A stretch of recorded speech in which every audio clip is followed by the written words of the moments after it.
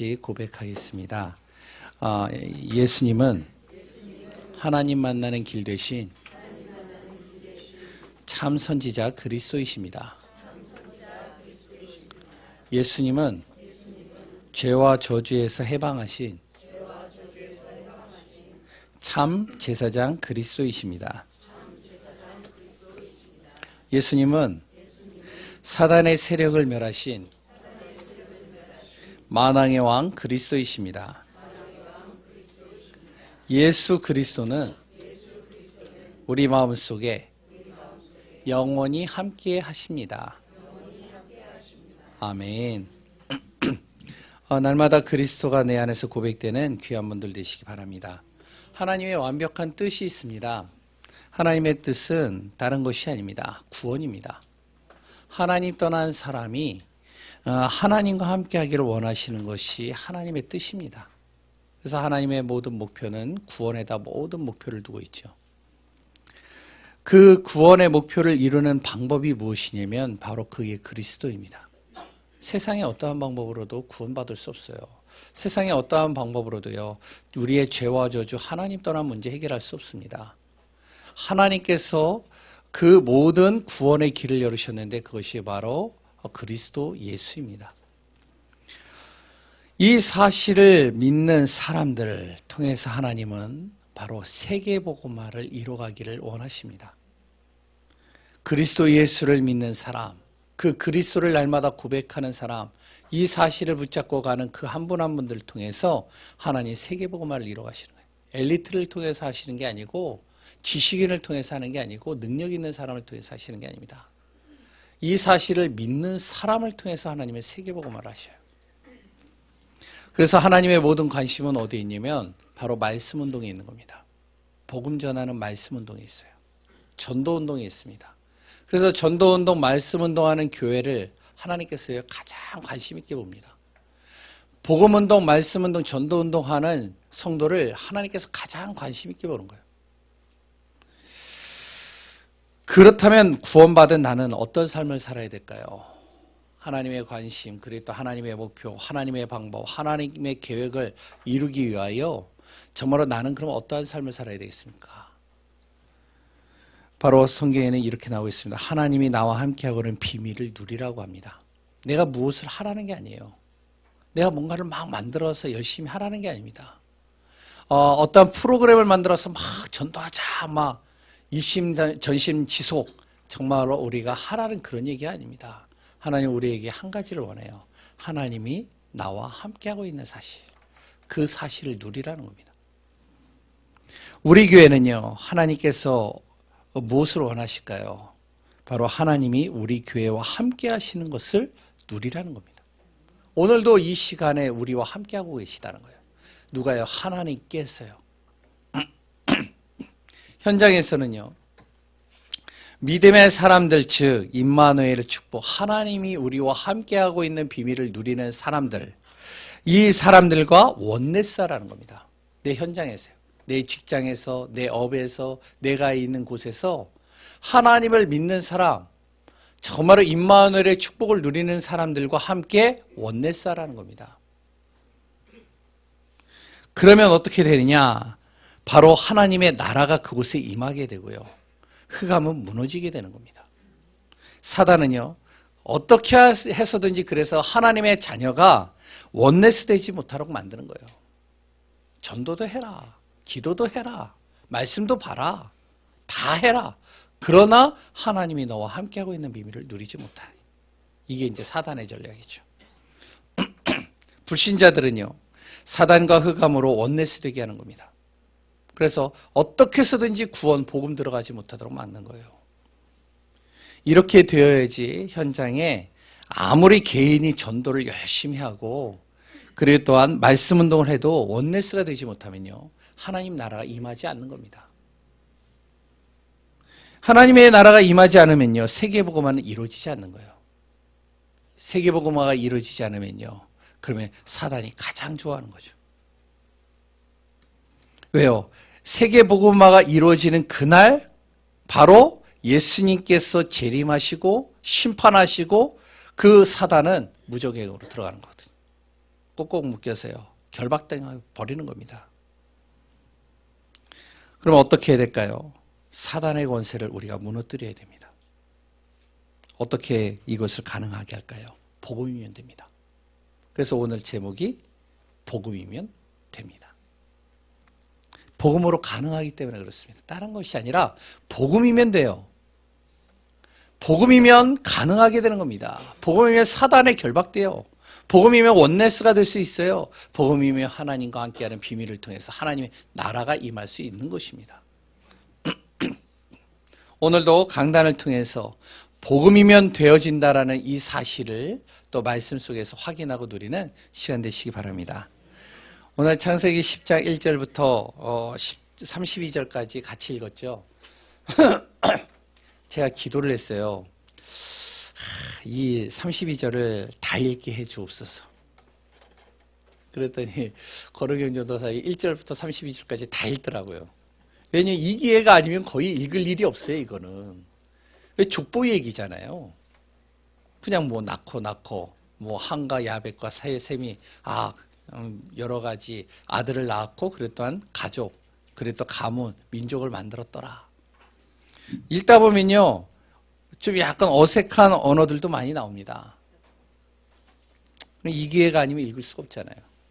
그래서 오늘 이 본문 내용을 제가요 일주일 동안 계속 묵상을 했어요. 이 말씀을 내가 넘어서 11장을 해야 되겠습니까? 하나님 10장을 해야 되겠습니까? 많은 분들이 목사님들이 10장은 그냥 넘어가셔요. 10장의 내용은요. 그러니까 이제 저도 그냥 넘어갈까 하다가 한번 그래도 이 안에도 분명히 하나님의 계획이 있지 않겠냐. 그래서 말씀을 계속 묵살했어요. 묵상을 계속하고 또 보고 하는데요. 보는데 새로운 게 나오는 거예요. 보는데 복음이 나오는 거예요. 복음에 여기에 감춰져 있는 언약의 비밀이 담겨져 있는 걸 보게 되는 거예요. 그 비밀들을 또 오늘 이 시간에 말씀을 통해서 같이 나누기를 소원합니다.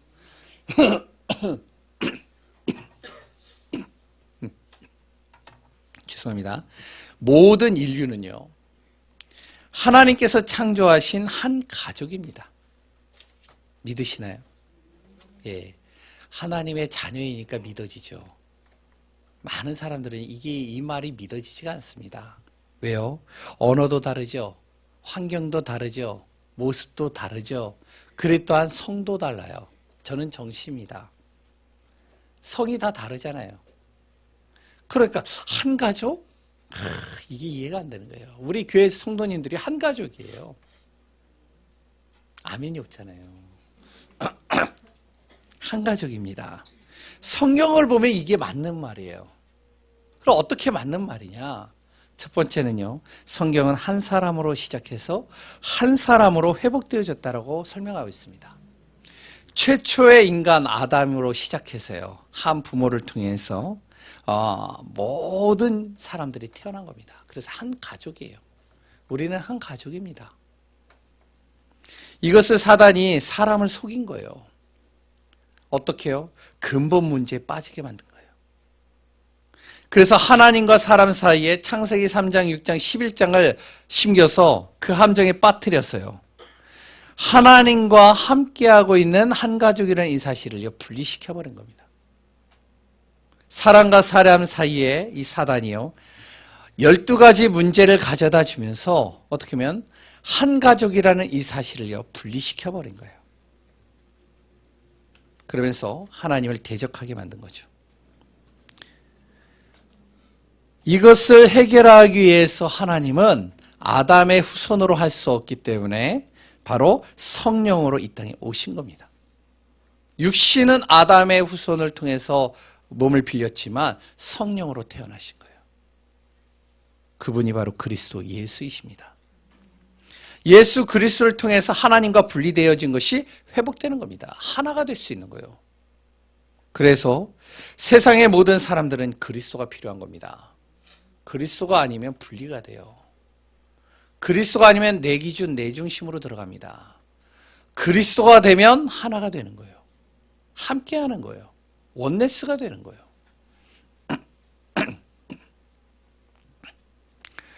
그 그리스도는 어떤 분인가요? 참 선지자입니다. 하나님 만나는 길을 여신 요한복음 14장 6절 참 길이 되시죠. 참 제사장이 되십니다. 마가복음 10장 45절 단번에 십자가에서 죽으심으로 우리의 모든 죄를 완전히 해결하셔서 죄와 저주에서 나를 해방시킨 겁니다. 로마서 8장 2절이죠. 만왕의 왕이십니다. 요한일서 3장 8절 그리스도 예수께서 오신 이유 바로 마귀를 멸하기 위해서 온 겁니다. 왜 그렇게 할까요? 분리시키고 파괴시키고 우리를 무너뜨리는 이 사단의 권세를 완전히 꺾고 하나가 되게 하기 위해서 그리스도가 오신 것이죠. 그리스도는 우리 인생의 모든 문제를 해결하셨을 뿐만 아니라 하나 되지 못하게 하는 것을 화목하게 하고 회복시키는 겁니다. 그래서 가정에는요 그리스도가 주인 돼야 돼요. 우리가 결혼도요 사랑해서 결혼하잖아요. 너무 좋아서 결혼하잖아요. 그런데요 결혼하고 난 다음에 어떤가요? 시간이 10년 지났어요. 계속 지금까지도 사랑하시는 분들 있죠? 예? 내가 사랑해서 결혼한 사람이 지금까지도 사랑스러우시죠? 예. 20년 지났는데 지금까지 사랑스러우시죠? 왜 이거는 또 아멘이었어요? 예. 뭐 다속으로 사랑한다라고 얘기를 하겠죠. 많은 분들이 현장에서 만나보면 이런 얘기를 하더래. 정 때문에 살지. 미운정 고운정 다 들었으니까 어쩔 수 없이 사는 거지. 자녀 때문에 살지 이런 얘기합니다. 왜 그럴까요? 이제 보이는 거예요. 콩깍지가 벗겨지는 겁니다. 그러니까 보이는 거예요.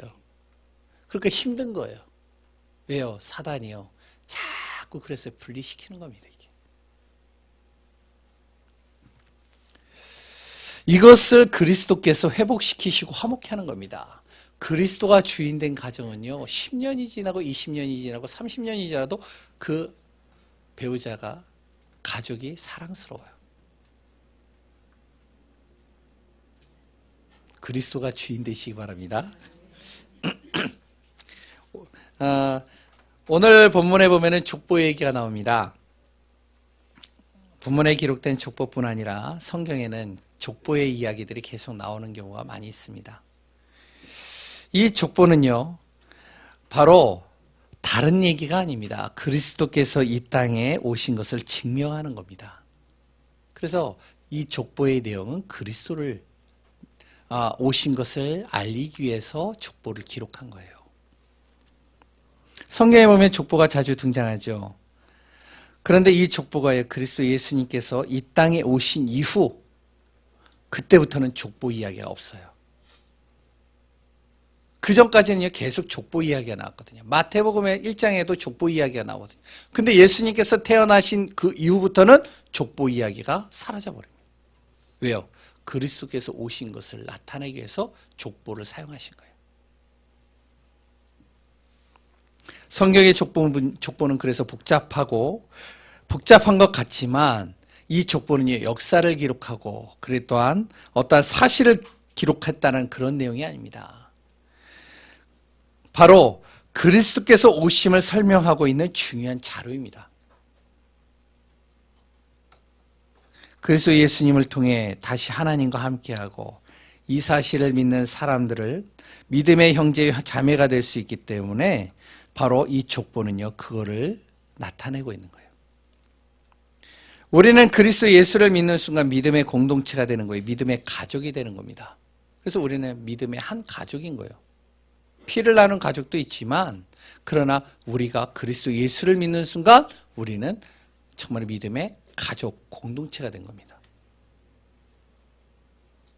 이 사실이 믿어지시죠? 그래서 교회의 모든 성도는 세상의 단체처럼 어떤 목적 때문에 모인 게 아니에요. 무엇을 이루고자 모인 게 아닙니다. 야, 이 지역 우리가 정말로 살려보자 해서 모인 게 아닙니다. 우리는요 바로 하나님과 함께하는 비밀을 누리는 가운데서 원넷이 되어지고 함께하는 비밀을 함께 누리는 가운데서 모인 것이죠. 그래서 우리는 한 가족입니다. 성도는 그래서 교회를 섬기고요. 그리고 전도와 선교를 위해서 직분을 주어졌을 뿐이지 우리는요 가족이라는 사실입니다. 직분의 차이는 있지만 우리는 다 한 가족으로 하나님께서 묶어주신 거예요. 교회 목회자는 어떤 직분을 주셨죠? 지도자입니다. 장로님은요, 바로 교회의 큰 어른입니다. 그래서 장로님, 우리 교회 장로님들, 7분 장로님들은요, 우리 교회 어른이에요. 하나님께서 어른으로 직분을 주신 거예요. 권사님들은요, 우리 교회 어머니입니다. 그분이 많은 일을 했다 안 했다 중요하지 않아요. 우리 교회 직분을 가진 권사님들은 우리 교회 어머니들이에요. 이걸 잊지 말아야 됩니다. 그러니까 우리가요, 친어머니에게만 잘하는 게 아니라 우리 교회에 정말로 권사님들, 어머니 같은 분들에게도 잘해야 되는 겁니다. 더 기도해 주고요. 반응이 별로. 랩런트들은요, 우리 교회의 후대입니다. 우리의 후대들이에요. 네 자식 내 자식이 아니라 우리가 한 가족이라면 우리 교회에 있는 자녀, 랩런트들은, 후대들은 우리의 후대들, 자녀들이에요. 이 사실이 정말로 우리 안에서 믿어져야 됩니다. 우리는 한 가족입니다. 복음 안에서요. 두 번째죠. 오늘 본문을 좀 자세히 보도록 하겠습니다. 홍수 사건으로 모든 사람이 죽었어요. 방주 안에 있는 사람만 살았습니다. 거기에 노아 가족만 있었죠. 노아 가족만 하나님께서 생명을 보존시켰어요. 그리고 홍수 이후에 노아의 자녀를 통해서 하나님은 세 종류의 가문을 만들어 가셨습니다. 바로 함과 야벳과 셈이죠. 한 가족이었지만 후손이 계속 늘어나자 이들을 통해서 여러 민족들이 나온 거예요. 대체적으로 함은요, 아프리카 지역을 중심으로 형성되어졌습니다. 다는 아니지만 그래도 아프리카의 지역의 중심에 있는 모든 민족들은 함의 후손인 게 거의 다예요. 야벳은요, 유럽 중심으로 형성됐습니다. 그래서 유럽의 중심에 있는 민족들은 대체적으로 야벳의 가문을 통해서 나왔어요. 셈은요, 근동 아시아 문화권을 중심으로 형성됐습니다. 여기서 이제 여러 민족들이 나온 거예요. 별로 그렇게 큰 의미는 없습니다. 그런데요, 이들을 가문은 또 축복도 다릅니다. 창세기 9장 25절 27절 지난주에 같이 봤죠. 야벳은 창대케 하는 복을 주셨어요. 그래서 유럽 지역에 있는 민족, 이들을 통해서 창대케 하신 겁니다. 그러면 이제 맞아떨어지거든요. 왜? 거기서 교육과 문화와 모든 게 다 나왔거든요. 그래 또한 신대륙을 개발한 것도 유럽이거든요. 그 문명을 전달한 것도 유럽이거든요. 왜? 하나님이 창대케 하셨어요. 함은요, 정확히 여기에 기록은 안 나옵니다. 그러나 함의 자녀들 중에 한 자녀, 가나안이라는 자녀가 있었어요. 이 자녀만큼은 저주를 받았다라고 나와요. 그래서 그 가나안 자녀들, 그 자녀들이 대체적으로 흑인이라고 얘기를 하거든요.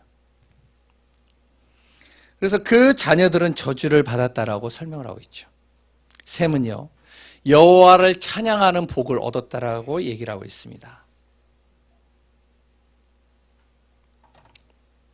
바로 여호와를 찬양하고 영광 돌리는 이 축복을 누린 것이, 영적인 복을 누린 것이 셈의 가문이에요. 그래서 셈의 가문에서요, 모든 종교들이 대체적으로 다 나왔어요. 그러면서 셈의 장막에 야벳이 거한다고 그랬죠. 왜? 영적인 복, 그 복 속으로 야벳의 가문이 들어왔다는 거예요. 그러면서 가나안은 출애굽 이후에 여호와의 하나님을 섬기는 셈의 자손의 종이 됐다라고 설명을 하고 있습니다. 그 이스라엘 종이 됨으로 말씀이 그대로 이루어지는 것이 출애굽 이후에 볼 수 있습니다. 하나님께서 하시는 것이죠. 근데 이것이 중요한 게 아니에요. 어느 지역에서 형성되어졌다, 어떤 복을 받았다 이렇게 나오지만 이게 중요한 게 아닙니다. 이보다 더 중요한 것이 있어요. 세 명에 적힌 족보 속에 기록되어져 있는 겁니다. 제가 쭉 읽으면서 진짜 이 말씀이요 새롭게 다가오더라고요. 그래서 또 찾아봤어요. 주석도 찾아보고 여러 가지 신학자들의 내용들도 다 찾아봤어요. 그런데요, 맞더라고요. 그 내용이 뭔지 아세요? 언약입니다. 어떠한 가문에서 태어났다가 중요한 게 아니에요. 그래 또한 어떠한 배경을 가지고 태어났다가 중요한 게 아닙니다. 바로 언약의 흐름을 속에 있느냐 없느냐예요. 세 명의 족보를 통해서 언약의 흐름 속에 있는 민족이 있었습니다. 그 자손이 있었어요. 그 가문이 있었어요. 그 가문이 바로 셈의 후손이 전부 다가 언약의 흐름 속에 들어온 게 아니라 그 중에 아르박삿이라는 자녀만 언약의 흐름 속으로 들어왔어요. 아르박삿을 통해서 노아에게 전달된 이 언약이 그 후손들에게 전달된 겁니다.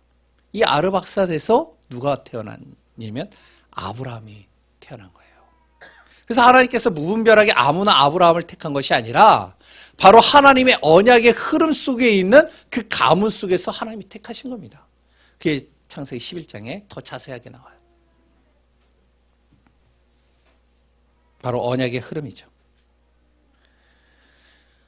바로 아르박삿을 통해서 이 언약의 흐름을 이어갔고 이 언약의 흐름을 붙잡은 그 민족을 통해서 하나님은 믿음의 조삭과 그리스도를 보내시고 하나님의 뜻을, 하나님의 언약을 성취해 가신 겁니다. 그러니까 우리가요, 어떠한 가문에서 태어났다, 어떠한 배경에서 태어났다도 중요할 수 있겠지만 더 중요한 게 뭐냐면 내가 언약의 흐름 속에 들어가 있느냐가 중요한 겁니다. 그 사람을 하나님이 쓰시는 거예요.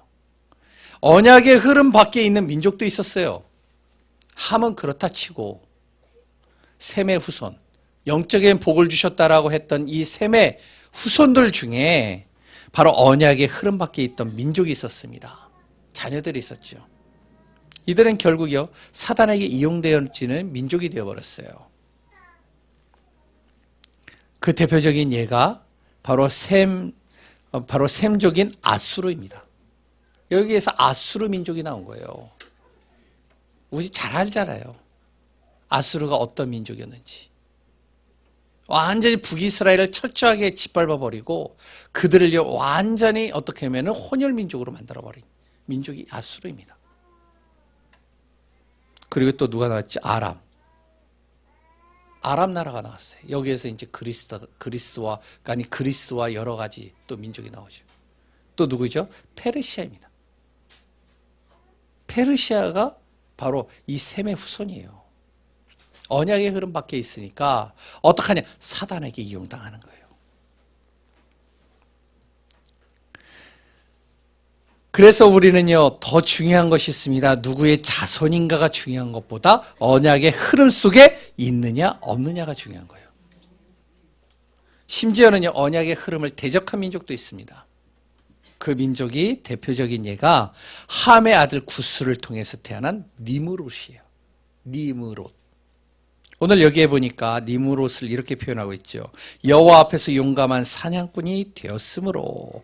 이 글만 한글만 이렇게 딱 보면요, 야 하나님 앞에서 용감한 사냥꾼, 하나님 앞에 귀하게 쓰임받은 사람이겠구나라고 생각할 수 있습니다. 천만에요. 니므롯이 어떤 사람인지 아세요? 바로 여호와 앞에서 여호와를 대적한 자예요. 사냥꾼과 같이. 그래서 니므롯의 뜻은 하나님 보시기에 대적자라는 뜻을 가지고 있습니다. 이 민족이 중심이 되어져 가지고요, 다음 주에 볼 창세기 11장에 바벨탑이 세워지는 겁니다. 완전히 하나님을 대적하는 자가 되어버렸죠. 니므롯은요, 세상적으로는요, 강한 자였어요. 능력도 대단했어요. 그렇기 때문에 여기에서 이 민족을 통해서 오늘도 길게 나오잖아요. 니므롯에 대해서요.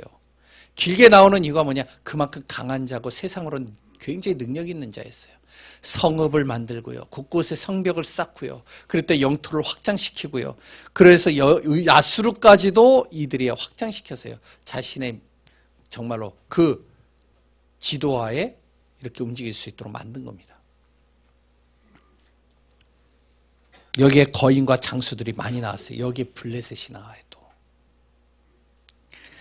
하나님께 대적하는 존재가 됐습니다. 계속 나중에 이제 계속 우리가 성경을 보면 아시겠지만 계속 대적하는 그 자아의 대체적인 가문이 바로 니무롯 가문입니다. 그렇게 어떤 가문에서 우리가 태어났느냐가 중요한 것이 아니라 언약의 흐름 속에 있느냐가 중요한 거예요. 가나안 족속 함 족속이라 할지라도 성경 마태복음에 보고 여러 가지 우리가 성경에 보면은 언약의 흐름 속에 있었던 사람들이 있습니다. 가나안 여인 여러 사람들이 있잖아요. 이 사람들이 언약의 흐름 속에 들어오는데 하나님이 쓰시는 거예요. 아무리 가나안 후손이 셈의 후손의 종이 될 것이라고 말씀을 주셨지만 언약의 흐름 속에 있으면 달라지는 겁니다. 그 방법이 뭐죠? 언약의 흐름 속으로 들어오는 방법. 그게 복음입니다. 그래서 복음이면 된다는 거예요. 아무리 언약의 흐름 밖으로 들어가도 언약의 대적자가 우리 가문이 되어졌다 할지라도 내가 언약의 흐름 속으로 들어가는 그 길 속으로 들어가면 되는데 그 방법이 복음밖에 없습니다. 그래서 어떤 민족과 배경 속에 있는가 보다 복음이면 된다는 겁니다. 오늘 본문이 그래서 복음이면 됩니다예요. 하나님의 성품을요 우리가 표현할 수는 없죠. 하나님의 성품을 어떻게 우리가 우리의 입으로 우리의 지식으로 다 표현할 수 있겠어요? 어마어마하죠. 그러나 대표적으로 많은 신학자들과 성경에 말하는 많은 믿음의 사람들이 말씀하기에 하나님의 성품 중에 가장 많이 알려진 것이 하나님의 공의와 사랑입니다. 쉽게 말하면요, 하나님의 말씀은 반드시 이루어진다는 거예요. 하나님께서 말씀하신 건 반드시 성취된다는 겁니다. 이게 바로 공의입니다. 말씀으로 말미암아 모든 것을 이루가시는 거예요. 그런데 그 말씀 속에서 내가 빠져나오는 길, 그 말씀 속에서 내가 회복되어지는 길, 그게 바로 복음입니다. 그렇기 때문에 우리는 하나님의 말씀을 막거나 방해하면, 그리고 또한 죄인된 신분이 되어지면 반드시 하나님께 심판받죠. 그러나 여기에서 빠져나올 수 있는 해결책은 복음밖에 없습니다. 창세기 3장 문제. 왜 일어났죠? 하나님의 말씀을 어겼잖아요. 그럼 그 말씀은 반드시 성취되잖아요. 공의의 하나님이시기 때문에. 그렇기 때문에 그들은요 저주받는 거예요. 하나님 떠나 인간 되는 겁니다. 그런데 하나님이 복음 주셨어요. 빠져나올 수 있는 길, 해결책, 창세기 3장 15절을 주신 거예요. 창세기 6장에 뭐죠? 바로 완전히 하나님을 경외시하고 하나님을 하나님과 상관없이 세상에 완전히 취해버린 거예요. 우상에 완전히 빠져버리고요. 세상의 기쁨과 거기에서 누림이 되어져 버린 겁니다. 하나님이요, 말씀을 거역한 이 이스라엘, 바로 사람들을, 모든 사람들을요 홍수 사건으로 다 죽여버리려고 했어요. 왜? 말씀을 대적하기 때문에 심판하시는 겁니다. 그런데 창세기 6장 14절 방주 안에 들어가면 사는 거예요. 이게 복음입니다. 말씀은 반드시 성취되는데 그 말씀에서 정말로 내가 치유받고 회복되어지고 그 말씀 속에서 내가 응답받는 방법, 복음입니다. 그래서 우리는요 복음 붙잡는 거예요. 12가지 사단이 가져다주는 문제, 이 문제에서 빠져나오는 길, 마태복음 16장 16절 그리스도입니다. 그래서 우리가 그리스도를 통해서만이 해결받을 수 있고 최고의 축복을 누릴 수 있는 겁니다. 그래서 그리스도는요 모든 문제 해결이에요. 이것을 복음이라고 그러는 겁니다. 그 사람의 행위가 좀 안 좋고 여러 가지가 부족하다 할지라도 복음이면 되는 겁니다. 복음 들어가면 살아나는 거예요. 복음 되면 치유되는 겁니다. 가나안 사람들이 저주를 받았어요. 셈의 종이 되었어요. 그러나 복음은 이것을 치유할 수 있어요. 맞나요? 그러므로 우리 현장에는 무엇이 필요하죠? 복음 필요한 겁니다. 복음이 필요한 거예요. 다른 게 필요한 게 아니에요. 여러 가지 봉사, 헌신 다 좋아요. 그러나 진짜 필요한 것은 복음이 필요한 겁니다. 우리 주위에 아무도 신경 쓰지 않는 빈 곳이 있어요. 여기에 뭐가요? 복음이 필요한 겁니다. 그랬다 소외된 곳이 있어요. 복음이 필요한 겁니다. 이 곳은요, 빈 곳, 소외된 곳은 아무도 관심 없어요. 저기 종로에 가보면요, 여러 가지 잘 만들어져 있잖아요. 근데 거기에요, 외딴 조그마한 곳에 완전히 벽으로 쌓여져 가지고요, 골목도 완전히 협소한 그 골목에 타닥타닥타닥 붙어 있는 그 건물에 사람들이요, 수백 명이 살고 있어요.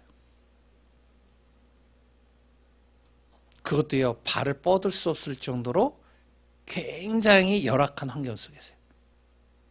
화장실도 없어요. 주방도 없어요. 단 하나의 방 안에. 거기에 노인들이 살아요. 나이 드신 분들이 살아요. 그래, 거기에 소외되어진 사람들이 살아요. 아무도 관심 없습니다. 그들이 왜 그렇게 살 수밖에 없는지 아무도 관심이 없어요. 세상에 많은 자선 단체들은요, 보여지는 것에는 많은 것들을 하는데 실질적으로 빈 곳, 소외된 곳은요, 아무 관심이 없습니다. 여기에 뭐가 필요한지 아세요? 복음이 필요합니다. 복음 들어가야 돼요. 그래서 몇 명의 지금 목사님들이 계속 거길 들어가요. 저도 들어가 봤어요. 진짜 냄새 장난 아니더라고요.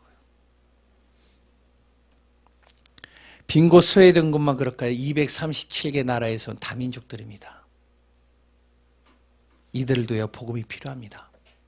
지금 난민 정책이 지금 우리 교회 허용이 되어졌고 지금 여러 가지가 진행되어졌죠.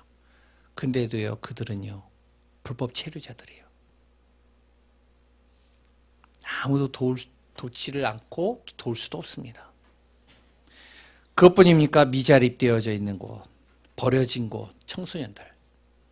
그래 또한 흑암지대, 이곳에는요, 복음이 필요합니다. 아무리 거기에 물질을 쏟아붓고 청소년들에게 요새 정부에서 아이들에게 가출한 청소년들, 그리고 또 학교를 그만둔 청소년들에게 몇십만 원씩 이렇게 지원해 주겠다. 나쁜 건 아니겠죠. 이제 그걸 통해서 학업하고 이제 자기를 바꿀 수 있는 계기를 만들어 주겠다. 나쁘진 않겠죠. 그런데요, 그게 과연 그들을 바꿀 수 있을까요? 저는 아니올시다라고 얘기하고 싶습니다. 예, 제가 20년을 청소년 사역 해봤거든요.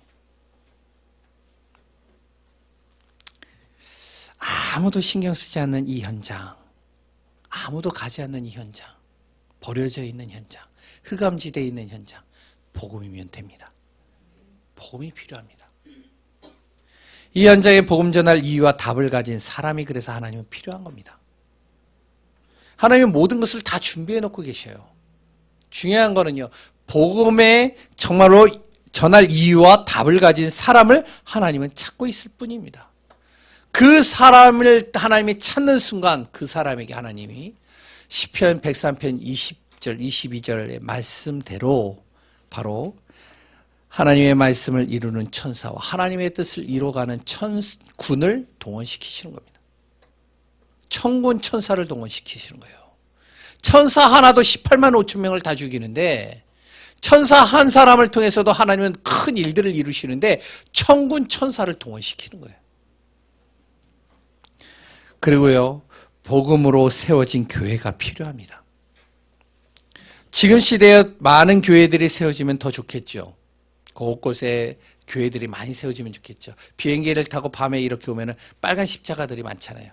요새 하얀 십자가들도 많더라고요. 많이 세워지면 좋겠지만 진짜 하나님은요, 많은 숫자의 교회를 하나님께서 원하시는 것이 아닙니다. 복음으로 세워지고 복음을 전하고 복음으로 치유하는 교회를 원하시는 겁니다. 이런 교회가 바로 예간교회가 되어지기를 소원합니다. 결론입니다. 성경의 기록 목적이 뭐죠? 요한복음 20장 31절입니다. 찾아보시면 잘 나와 있습니다. 예수님, 바로 하나님의 아들이 예수님께서 이 땅에 오신 이유, 바로 그리스도임을 믿게 하려고.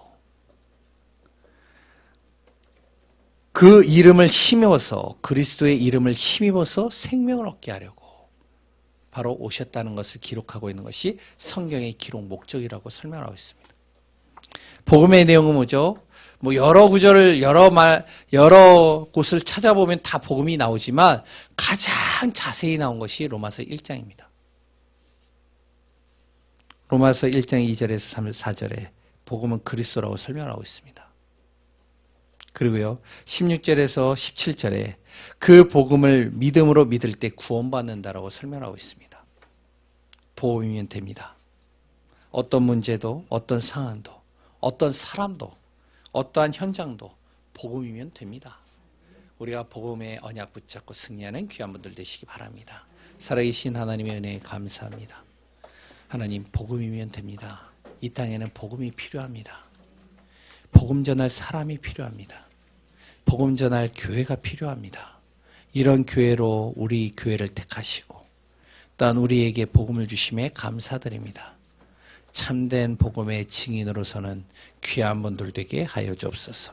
살아계신 예수 그리스도 이름으로 기도합니다.